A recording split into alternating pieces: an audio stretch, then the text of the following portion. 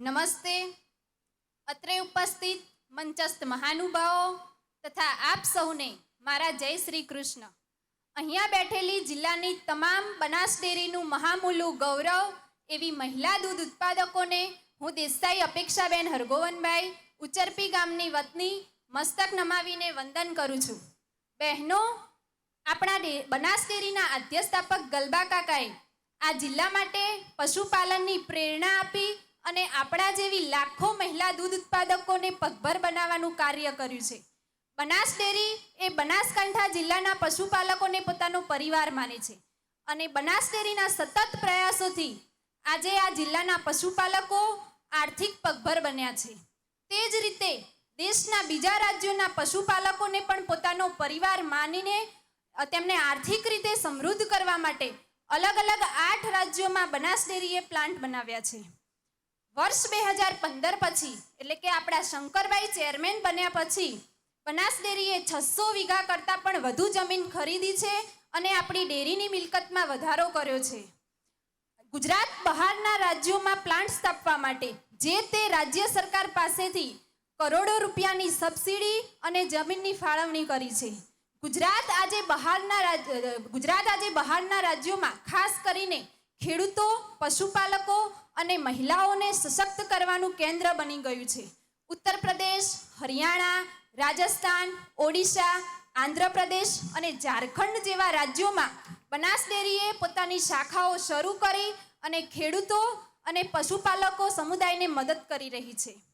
આની શરૂઆતની સાથે પૂર્વાંચલના ખેડૂતો અને પશુપાલકો આર્થિક રીતે સમૃદ્ધ બને તે માટે બનાસ ડેરી સતત પ્રયત્નશીલ છે. આપણા શંકરભાઈ અને નિયામક મંડળ પણ સતત આ જ વિચારને હજુ વધુ મજબૂત બનાવવા માટે દરરોજ આવતા લાખો લીટર દૂધ અને દૂધની બનાવટોનો વેપાર કરવા અલગ અલગ રાજ્યોમાં વિવિધ પ્લાન્ટ બનાવી અને તેના વેચાણ માટે દૂધને રેલવે મારફત મોકલીને પરિવહન ખર્ચમાં ઘટાડો થયેલ છે તથા વિવિધ પ્રોડક્ટોના વેચાણ થકી આજે રોજગાર આપવાનું સરાહનીય કામ બનાસ ડેરી દ્વારા કરવામાં આવી રહ્યું છે. બનાસ ડેરી હવે ઉત્તર પ્રદેશમાં સ્વાવલંબન, રોજગાર અને શ્વેત ક્રાંતિ લાવી રહી છે. વર્ષ 2013 અને 14માં 12,72,000 લીટર દૂધ અને છાશ વેચાતી હતી, જે આજે 44,32,000 લીટર દૂધ અને છાશ વેચાય છે. તે જ રીતે વિવિધ પ્રોડક્ટોના વેચાણ થકી ₹4,386 કરોડ મળતા હતા, જે આજે 21,72,000 રૂપિયા મળતા થયા છે.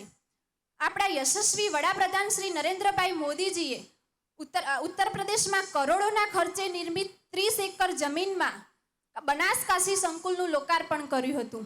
આ પ્લાન્ટથી લગભગ 1 લાખ લોકોને પરોક્ષ રોજગાર આપી રહી છે અને આની શરૂઆતની સાથે પૂર્વાંચલના જે દૂધ ઉત્પાદકો છે તેના ડિવિડન્ડનો અમુક ટકા પણ આપવામાં આવે છે અને પૂર્વાંચલના લોકો જે છે એ બનાસ ડેરીના દૂધની સાથે સાથે બનાસ ડેરીની દૂધની બનાવટો, મીઠાઈ, આઈસ્ક્રીમ, ખોયા, પનીર, ઘી વગેરે જેવી બનાવટોનો સ્વાદ પણ ચાખી રહ્યા છે. બહેનો, તમને કદાચ ખબર નહીં હોય, પરંતુ આપણા શંકરભાઈ એ બનાસ ડેરીની ગાડી પણ વાપરતા નથી કે કોઈ ભથ્થું પણ લેતા નથી અને સતત દિવસ અને રાત આપણા નિયામક મંડળ સાથે મળી અને આપણા માટે કામ કરે છે. આ સહકાર એટલે કે સાથે મળીને ચાલવું, સાથે મળીને કામ કરવું અને જાતિ, ધર્મ, સંપ્રદાય ભૂલી અને તમામ બનાસવાસીઓ માટે એક સરખો ભાવ. જગાણાથી જલોયા સુધી તમામ દૂધ ઉત્પાદકો જે છે એમને એક સરખી સેવા, દૂધના ભાવ અને જે ભાવફેર મળી રહે તે છે સહકાર. ઠાકોર બહેન હોય કે દરબાર બહેન હોય, બ્રાહ્મણ બહેન હોય કે પટેલ બહેન હોય, જેનો જેટલો દૂધનો ધંધો એટલો એનો ભાગ અને તે પ્રમાણેનો એને નફો પણ આપવામાં આવે છે. 18 આલમ અને 36 કોમ દરેકને ઊંચ નીચના ભેદભાવ વગર સૌને સમાન અધિકાર આપવામાં આવે છે. આપણી સંસ્કૃતિમાં પણ કહ્યું છે કે સમગચ્છદ્વમ સંવદદ્વમ સંવો મનાસી જાનતામ, અર્થાત આવો આપણે સૌ સાથે મળીને આગળ વધીએ, આપણે સૌ સમાન બોલીએ અને આપણા સૌનું ધ્યાન એક જ દિશામાં કેન્દ્રિત કરીએ.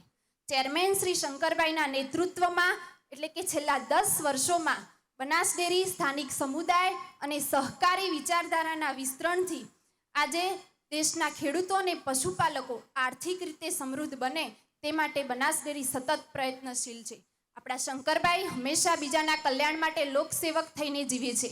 એઓનું દ્રઢપણે માનવું છે કે જ્યાં નારીનું સન્માન થાય છે ત્યાં દેવતાઓનો વાસ હોય છે. તેથી આપણી સંસ્કૃતિમાં પણ સ્ત્રીને પુરુષ કરતાં પહેલા માન આપવામાં આવે છે. ભગવાન રામનું નામ લેતા પહેલા સીતા માતાનો ઉલ્લેખ થાય, સીતારામ, અને શ્રી કૃષ્ણ ભગવાનનું નામ લેતા પહેલા રાધાનું નામ લેવાય, રાધે કૃષ્ણ. આ દર્શાવે છે કે સ્ત્રી માત્ર સહભાગી નથી, પરંતુ નારી એ શક્તિનો સ્તંભ છે, નારી મમતા છે, નારી શૌર્ય છે, નારી સહાનુભૂતિ છે અને નારી જ સર્જનહાર છે. એટલે જ કહેવાય છે કે નારી તું નારાયણી. હવે નારી શક્તિ વિશે હું એક પંક્તિ કહેવા માંગુ છું. कोमल है कमजोर नहीं तू, कोमल है कमजोर नहीं तू, शक्ति का नाम ही नारी है, जग को जीवन देने वाली मौत भी तुझसे हारी है. આપણી બનાસ ડેરી દ્વારા આ નારી શક્તિને બિરદાવવામાં આવે છે. અમારા પથદર્શક અને માર્ગદર્શક બનવા બદલ શંકરભાઈ સહિત નિયામક મંડળનો ખૂબ ખૂબ આભાર. તેમનો મજબૂત નેતૃત્વ, કલ્યાણકારી નિર્ણય અને પારદર્શી વહીવટ થકી આજે પશુપાલકોના હિતને કેન્દ્ર સાથે રાખી અને પશુપાલકોની આર્થિક અને સામાજિક ઉન્નતિના પથદર્શક બન્યા છે. હવે મારી વાતના અંતમાં હું આપણા માનનીય ચેરમેન શ્રી શંકરભાઈ વિશે એક પંક્તિ કહેવા માંગુ છું कि न थके कभी पैर न कभी हिम्मत हारी है, न थके कभी पैर न कभी हिम्मत हारी है, जज्बा है परिवर्तन का जिंदगी में, इसलिए सफर जारी है, इसलिए सफर जारी है. अस्तु.